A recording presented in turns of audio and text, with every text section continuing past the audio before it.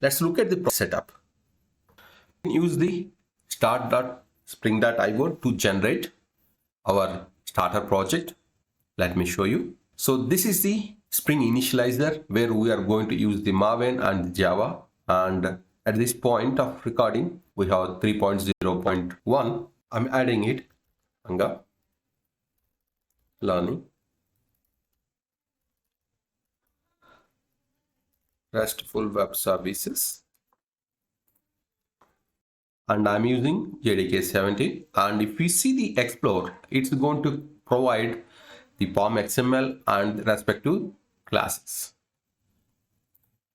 So if we see it here, it's a very basic Java class to start the Spring Boot application.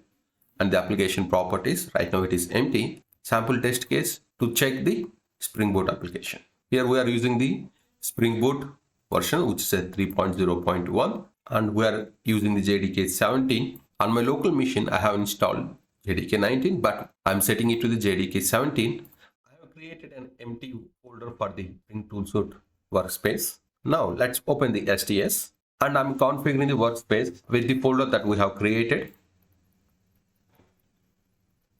Now Spring Toolsuite is starting and setting up the environment. Here, as part of it, we can create the Spring Starter project directly from STS itself. The one which we have created using the browser can be done from the Spring Toolsuite as well. For now, I'm skipping this part. Now we need to import the project which we downloaded. I have extracted the folder. I copied the folder into the workspace and import the project. And it is a Maven project, so I'm using the existing Maven project and I'm selecting the path. And it automatically detects it. And once I click on finish, it's going to download all the dependent libraries and will be building it. The build is completed. Let's check the code. So in the pom.xml, as we discussed earlier, we have a parent and we have artifact details such as group and the artifact ID and the version and the name and the description of the project, the Java version and the set of dependencies, which is a web, DevTools, Lombok and the test. And this is a default plugin has been configured for the Lombok. Let's check the Java class.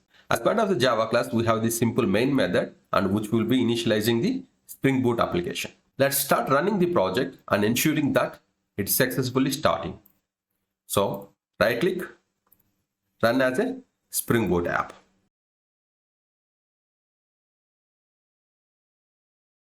Now the project has been started.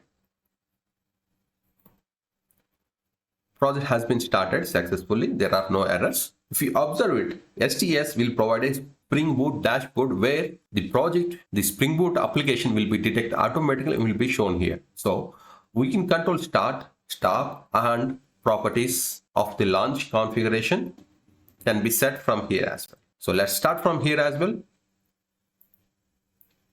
And if you see it, the server has been started successfully. And by default, it is the 8080 port. This concludes the setup.